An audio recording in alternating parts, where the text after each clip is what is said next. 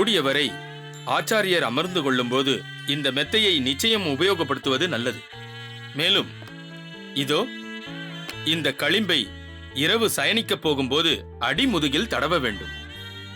ஆகட்டும் வைத்தியரே. சரி, வந்திருக்கும் வலி எதனால் ஏற்பட்டது என்று சொல்லவில்லையே. இந்த தைலத்தை இன்னும் எத்தனை நாட்களுக்கு தடவும்படி இருக்கும்? அதை தெரியப்படுத்தினால் அதன்படி செய்ய ஏதுவாக இருக்கும். வலிக்கு மருந்து கொடுத்திருக்கிறேன், பயப்படும்படி ஒன்றுமில்லை. மற்றபடி சரி, வாருங்கள், சொல்கிறேன். வைத்தியரே, சற்று பொறும். இவர்களை தனியே அழைத்துச் சென்று சொல்ல வேண்டும் என்பதில்லை. அடியேனுக்கு தெரியும். வியாதி என்ன என்பதையும் அதன் வீரியம் என்ன என்பதையும் நோயாளியை வைத்துக்கொண்டு சொல்வது அவ்வளவு ஸ்லாக்கியம் இல்லை என்று வைத்தியர்களுக்குள் ஒரு கோட்பாடு இருக்கும். அதையெல்லாம் அடியேனோடு பொருத்தி பார்க்க வேண்டாம். காரணம், தாங்கள் அடியேனின் வியாதி பற்றி என்ன சொன்னாலும் அடியேன் மனோவியாகுலமோ பயமோ அடையப் போவதில்லை. மேலும் அடியேனை பொறுத்தவரை சரீர அபிமானமும் இல்லை. என்றாவது ஒரு நாள் ஆத்மா இக்கூட்டை விட்டு புறப்படத்தான் போகிறது. அதற்கு ஏதாவது ஒரு காரணத்தை கைகொள்ளப் போகிறது, அவ்வளவே. அடியேனை பொறுத்தவரை தாங்கள் என் வியாதியை பற்றி யாது உரைத்தாலும் நிச்சயம் அடியேனின் மனதை பாதிக்காது. எதுவாக இருந்தாலும் சொல்லலாம். இதையும் ஏன் தெரிந்து கொள்ள விரும்புகிறேன் என்றால், பழுதடைந்த சரீரத்தை கொண்டு இனிமேல் எந்த அளவிற்கு பகவத் கைங்கரியத்தில் ஈடுபடலாம், இவர்களுக்கு எந்த அளவிற்கு சிரமம் கொடுக்காமல் இருக்கலாம் என்று அடியேனுள் ஆலோசிக்க வசதியாக இருக்கும். சுவாமி, தங்களால் எங்களுக்கு சிரமமா? தயவு செய்து அப்படி ஒரு வார்த்தையை பிரயோகிக்க வேண்டாம் சுவாமி. தங்களுக்கு சேவை செய்வதே எங்களின் தலையாய பணி. அதை தவிர எங்களுக்கு வேறு சிந்தனை இல்லை சுவாமி. சரி, சந்தோஷம். வைத்தியரே, அடியேனை பீடித்திருக்கும் புது நண்பன் யார் என்று சொல்லும். என்ன சுவாமி இது? தங்களை வருத்தும் நோயை புதிய நண்பன் என்கிறீர்களே. அடியேன் குறிப்பிட்டதில் ஒரு தவறும் இல்லையே. இந்த ஆத்மா வைகுண்டத்தில் பகவானோடு சுகித்திருக்க காரணமாக இருக்கப் போகும் இவ்வியாதியை நண்பன் என்று அழைப்பது பொருத்தம்தானே தெய்வவாரி? வைத்தியரே, நீர் சொல்லும். ஒன்றும் யோசிக்க வேண்டாம். இச்சரீரம் பழுதடைந்து விட்டது என்பது அடியேனுக்கு நிச்சயம் தெரியும். இது நீண்ட நாள் தாங்காது என்பதும் தெரியும். சுவாமி, ஏன் அப்படியெல்லாம் சொல்கிறீர்கள்? வந்திருப்பது சாதாரண நோய்தான். கொஞ்சம் சரீர அசௌகரியத்தை கொடுக்கும், மற்றபடி உயிருக்கொன்றும் பாதிப்பை ஏற்படுத்தாது சுவாமி. தொடர்ந்து காரியங்களை செய்ய முடியாமல் அலுப்பை ஏற்படுத்தும், ஓய்வு எடுக்க வேண்டிய கட்டாயத்தை கொடுக்கும். காரணம்... வைத்தியரே, எதுவாக இருந்தாலும் சொல்லுங்கள். எங்கள் ஆச்சாரியார் அதனால் எந்த பாதிப்பையும் அடைய மாட்டார் என்று எங்களுக்கு நன்றாக தெரியும். இந்த விஷயத்தை பொறுத்தவரை ஆச்சாரியார் நன்கு உணர்ந்தால்தான் அதை மேற்கோள் காட்டி அவருக்கு எங்களால் சேவை செய்ய வசதியாக இருக்கும். அவரும் எங்களுக்கு மறுப்பு தெரிவிக்காமல் இருப்பார். அது மட்டும் இல்லாமல் தாங்கள் சொல்ல வேண்டியதை மறைத்து ஒன்றுமில்லை என்று சொல்லிவிட்டீர்கள். ஆச்சாரியார் நிச்சயம் தன்மேல் தனி கவனம் செலுத்த மாட்டார். தயவு செய்து எதை அவசியம் தெரிவிக்க வேண்டுமோ அதை ஒளிவு மறைவின்றி தெரியப்படுத்திவிடுங்கள். சொல்கிறேன். நீங்கள் அனைவருமே வலியுறுத்தி கேட்பதால் சொல்கிறேன். ஆச்சாரியருக்கு வந்திருப்பது ராஜப்பிளவை என்னும் நோய்.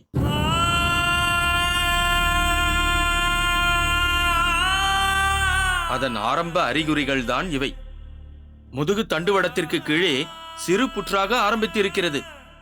எனவே அவரால் ஒரு சில கால அவகாசம் தாண்டி ஒரே நிலையில் அமர்ந்து கொள்ள இயலாது. சரியாக போயிற்று. என்ன சொல்கிறீர் நீர்? பல காலம் உட்கார்ந்து கொள்ளாமல் எப்படி சாஸ்திர விசாரம் செய்வது? முக்கியமாக எப்படி பகவத் ஆராதனம் செய்வது? கோயில் முக்கிய சேவையான உபன்யாசங்களை எப்படி நிகழ்த்துவது? நன்றாக சொன்னீர்கள். தங்களின் பணி என்னவோ மிகவும் மகத்தானதுதான் சுவாமி. இருப்பினும் வியாதியின் வீரியம் அப்படி. ஜாக்கிரதை உணர்வுடன் இருப்பது அதன் கடுமையை சற்று தொலைவிற்கு தள்ளலாம். வேறு ஒன்றும் சொல்வதற்கில்லை. அடியேன் உத்தரவு வாங்கிக் கொள்கிறேன் சுவாமி. வருகிறேன். இப்படி ஒரு வியாதியை வைத்தியர் சொல்லுவார் என்று அடியேன் சற்றும் எதிர்பார்க்கவில்லை. அதை கேட்டதிலிருந்து மனதிற்கு மிகவும் சங்கடமாக இருக்கிறது. ஆம் பெரிய நம்பிகளே, ஆரம்ப அறிகுறி என்று சொன்னாலும் ராஜபிளவை என்பது ஒரு அசாதாரணமான நோயாயிற்றே. அதை அலட்சியப்படுத்துவது என்பது பெரிய அசௌகரியத்திற்கு வழி அமைத்து விடுமே. அப்படி ஏதும் ஏற்படாமல் நாம் மிகவும் கண்ணும் கருத்துமாக இருக்க வேண்டும். இது போன்ற வியாதி நம் ஆச்சாரியருக்கு வரலாமா? இது என்ன கொடிய விதியாக இருக்கிறதே. இதன் வலிமை நம் ஆச்சாரியரை தாக்காமல் இருக்க வேண்டும் என்ற மனம் மிகவும் அடித்துக் கொள்கிறது. வரக்கூடாத நோய் ஏனோ வந்துவிட்டது. இனி அதிலிருந்து ஆச்சாரியரை காப்பாற்ற என்ன செய்ய வேண்டும் என்று யோசிக்க வேண்டும். சரியாக சொன்னீர்கள் அரையரே. இப்போது பல மாற்று ஏற்பாடுகளை நாம் கையாள வேண்டிய கட்டாயத்தில் இருக்கிறோம். பெரிய நம்பிகளே, மடத்து பராமரிப்பு பணிகளை தாங்கள் அதிக நேரம் மேற்பார்வை செய்ய ஆயத்தமாக வேண்டும். ஆச்சாரியரின் விருப்பமான எழுத்து பணிகளை, ஓலைப்படுத்தும் காரியங்களை பெரும்பாலும் அடியேன் இங்கேயே தங்கி பணி செய்ய சித்தமாக இருக்கிறேன். தெய்வவாரி, ஆச்சாரியரின் விருப்பம் என்னவோ அதன்படி உற்சவங்களையும் சேவைகளையும் திட்டமிட்டு செயலாற்ற வேண்டியது தங்களின் கடமை. அரையரே, மாலை பொழுதில் ஆச்சாரியார் நிகழ்த்தும் உபன்யாசங்களுக்கு ஏதாவது மாற்று ஏற்பாடுகளை யோசியுங்கள். இப்படி எதையும் திட்டமிட்டு திறம்பட செய்யும் வழிவகைகளை ஆலோசிப்பதும் பெரும்பாலும் ஆச்சாரியரை இப்பணிகளில் சிரமப்படுத்தாமல் நாம் கவனித்துக் கொள்ள வேண்டும். இது மிக மிக அவசியம். எல்லாம் சரிதான் திருக்கோஷ்டி. எல்லோருக்கும் ஒவ்வொரு வேலையை தேர்வு செய்து கொடுத்து விட்டாய். அப்படியே அடியேனுக்கும் என்ன பணி என்று சொல்லிவிடேன். சுவாமி, இப்போதைக்கு தாங்கள் நிரம்ப ஓய்வெடுத்துக் கொள்ள வேண்டிய காலம். இந்த வியாதி ஸ்வஸ்தம் ஆகும் வரை தாங்கள் எங்களின் வேண்டுகோளின்படி நடக்க வேண்டும். இந்த தங்களின் சரீரத்தை பல சேவைகளில் இதுவரை ஈடுபடுத்தி பல அரும்பெரும் காரியங்களை செய்து முடித்திருக்கிறீர்கள். இதெல்லாம் ஒரு சாமானியன் செய்யும் காரியம் அன்று. ஆகவே தாங்கள் பல நாட்கள் ஓய்வெடுக்க வேண்டியது மிக மிக அவசியம். சுவாமி, தாங்கள் விசிராந்தியாக இருந்து எங்களை வாய்மொழியால் வழிநடத்த தாங்கள் ஏவிய காரியங்களை நாங்கள் முடிப்போம். தாங்கள் முன்பு ஆளவந்தாராக ராஜாவாக வீற்றிருந்ததைப் போல் இங்கு மடத்தில் வீற்றிருக்க வேண்டும். நன்றாக இருக்கிறது நீ சொல்வது. அப்படி ராஜபோகமாக அடியேன் ராஜாங்கத்திலேயே முன்பே இருந்திருப்பேனே. அதையா அடியேனுடைய பாட்டனார் நாதமுனி யோகீஸ்வரர் விரும்பினார்? அவரின் கனவை நினைவாக்க அல்லவா அடியேன் இந்த சந்நியாச ஆசிரமத்தை கைக்கொண்டேன். ஏதோ ஒரு வியாதியை காரணம் காட்டி ஏற்றுக்கொண்ட கடமையிலிருந்து விலகுவது முறையாகுமா? அப்படி செய்வது அடியேனின் பாட்டனாருக்கும் அடியேனின் ஆச்சாரியர் மணக்கால் நம்பி சுவாமிக்கும் செய்யும் அபச்சாரமாக ஆகிவிடாதா? பகவத் சேவையில் ஈடுபட முடியாத இத்தேகம் இருந்தால் என்ன, போனால்தான் என்ன? சுவாமி, தங்களின் கடமையை தாங்கள் ஆற்ற வேண்டாம் என்று நாங்கள் நினைக்கவில்லை. தாங்கள் மனதால் நினைப்பதை, கட்டளையிடுவதை நாங்கள் முடிக்க வேண்டும். அதன் மூலம் தங்களின் கடமை பூர்த்தியாக வேண்டும் என்றுதான் நினைக்கிறோம். ஆம் சுவாமி, இதுதான் எங்களின் கோரிக்கை. அதை தாங்கள் தயவு கூர்ந்து செவிசாய்த்தருள வேண்டும். சரி, அது பற்றி பிறகு யோசிக்கலாம். ஆனால் ஒன்று, உன்னைப்போல் அடியேனுக்கும் ஒரு கோரிக்கை உள்ளது.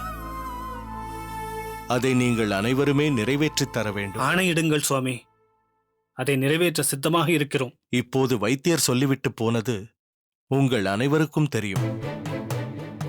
ஆனால் அடியேனுக்கு வந்திருக்கும் இந்நோய் பற்றி எக்காரணத்தை கொண்டும் மாரநேர் நம்பிக்கு தெரியக்கூடாது. ஏனென்று அறிந்து கொள்ளலாமா சுவாமி?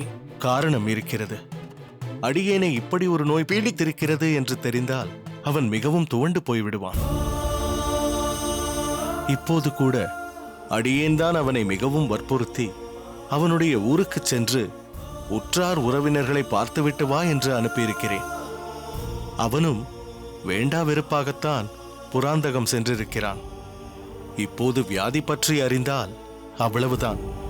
அவன் வேதனையின் உச்சிக்கே சென்று வேறு எங்குமே செல்லாமல் இங்கேயே உழன்று துவண்டு கொண்டிருப்பான். அவன் அடையும் வேதனை சொல்லி மாளாது. சுவாமி, எங்களுக்கும் இந்த விஷயம் அறிந்ததிலிருந்து மிகவும் வேதனையாகத்தான் இருக்கிறது. அடியேன் அதை மறுக்கவில்லை திருக்கோஷ்டி நம்பி. வேதனையோடுதான் இருக்கிறீர்கள். அதே சமயத்தில் பக்குவத்தோடும் இருக்கிறீர்கள். ஆனால் மாரநேர் நம்பிக்கோ உங்களின் அளவிற்கு பக்குவம் கிடையாது. ஊரிலிருந்து வந்ததும் இப்படி ஒரு விஷயம் அறிந்தால் அவனை கட்டுப்படுத்துவது மிகவும் சிரமமான காரியமாகிவிடும். தான் என்ன செய்கிறோம் என்பதை உணராமல் எடுத்தோம் கவிழ்த்தோம் என்று உணர்ச்சி வசப்பட்டு நடந்து கொள்வான். அவனை பற்றி அடியேன் நன்கு உணர்ந்து வைத்திருக்கிறேன். அடியேன் முன்பு காஷ்மீரம் செல்ல முற்பட்ட போதே மாரநேர் அதை மறுத்து அடியேனின் வயோதிகத்தை காரணம் காட்டி தான் போய் வருகிறேன் என்று பிடிவாதம் பிடித்தான். அப்படிப்பட்டவன் அவன். அடியேனின் வேண்டுகோள் இதுதான். அடியேனுக்கு வந்திருக்கும் ராஜபிளவை நோய் பற்றி மாரநேர் நம்பி அறிய வேண்டாம். தங்கள் உத்தரவுப்படியே சுவாமி.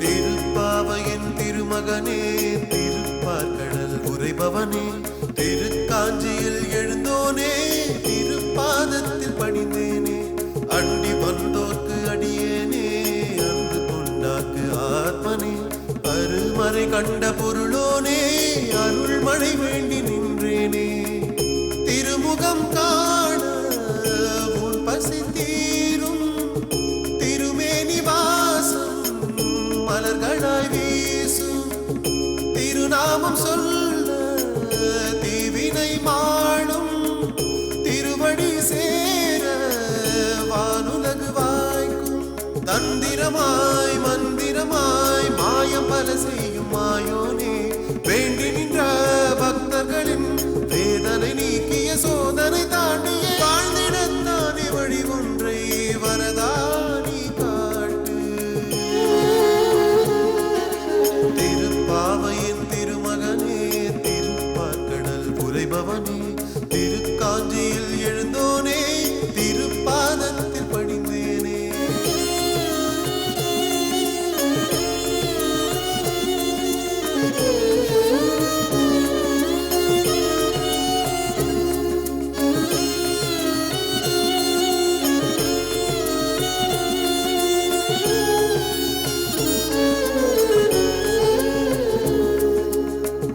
வானமும் நீயே, வண்ணமும் நீயே, மேகமாய் நீயே பொழிந்தாயே,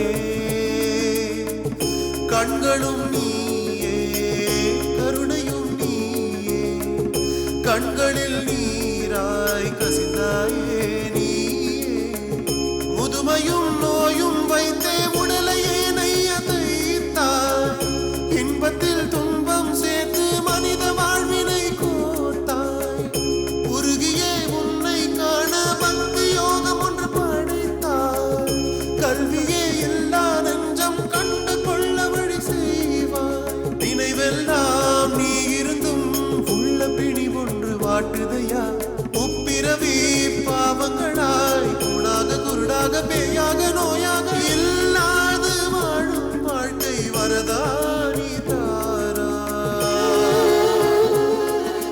திருக்கச்சி வரதா, நானேதான் திருக்கச்சி.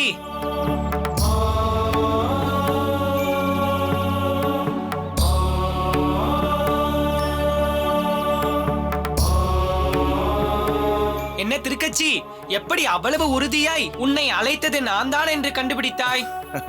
வரதா, நீ அறியாததா? அடியேனிடம் பழகுபவர்கள் இரு சாரார்கள் இருக்கிறார்கள். ஒரு சாரார் அடியேனை ஒரு உயர்ந்த ஸ்தானத்தில் அடியேன் உனக்கு நெருக்கமானவன் என்றும் உனக்கு மிகவும் பிரியமான பக்தன் என்றும் கொண்டாடி அடியேனின் அருகில் வரவே தயங்குவார்கள்.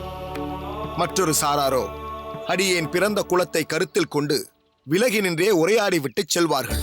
இவர்கள் எல்லோருக்கும் அப்பாற்பட்டு வாத்சல்யத்தோடும் இவன் என்னுடையவன் என்ற உரிமையோடும் பரிவோடும் அந்யோன்யத்தோடும் தன் மேலான நிலையையும் மறந்து இந்த கடையேனையும் கடாட்சித்து மகிழ்பவன் உன்னைத் தவிர வேறு யார் இருக்க முடியும்?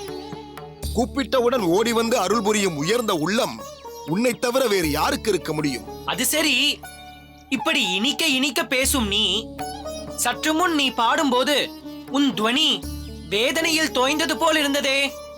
அதற்கு என்ன காரணம் திருக்கச்சி? உள்ளத்தில் உறையும் பரமாத்மா நீ உன்னிடம் மறைக்க முடியுமா?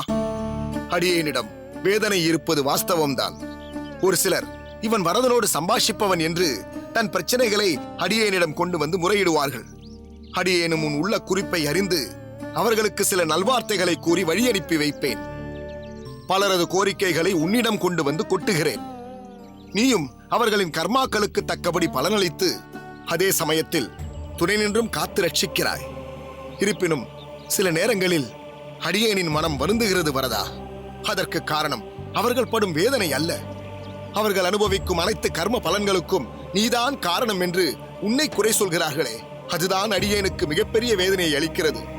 வரதனுடைய பக்தனுக்கே இப்படி ஒரு சோதனை வந்துவிட்டது என்று அடியேனுடைய காதுபட அவர்கள் சொல்லும் பொழுது உன் காருண்யத்தையும் உன் உயர்ந்த நிலையையும் கீர்த்தியையும் அவர்கள் புரியாமல் குறைத்து மதிப்பிடுகிறார்களே என்று மனம் மிகவும் வேதனைப்படுகிறது. அதுதான் அடியேனின் நெஞ்சத்தில் உந்தி நிற்கிறது. அப்படி நான் யாரை கைவிட்டு விட்டேன் என்று நீ சொல்கிறாய்? சரணடைந்தவர்களை கைவிட மாட்டேன் என்பதை நான் விரதமாக உடையவனே. அதை நீயும் உணர்ந்தவன். அப்படியே ஒரு சிலரை ரட்சிப்பதில் காலதாமதமானாலும் அதில் ஒரு அர்த்தம் இருக்கும் என்பதை நீ நம்புகிறாயா இல்லையா? வரதா, பரிபூர்ணமாக நம்புகிறேன்.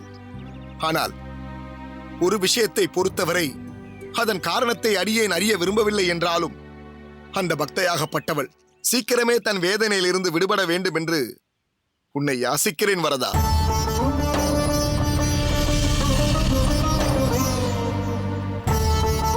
பிறகு இப்பொழுது ஏன் மறுத்து விட்டார்? அது திருக்கச்சி நம்பி சுவாமிகளின் அறிவுரைப்படி வேண்டாம் என்று இப்பொழுது தீர்மானித்து விட்டார். சரி என்று சொல்லுங்கள் அண்ணா. சரி, ஊமைத்துறையாரை சந்திக்க வருகிறேன் என்று சொல்.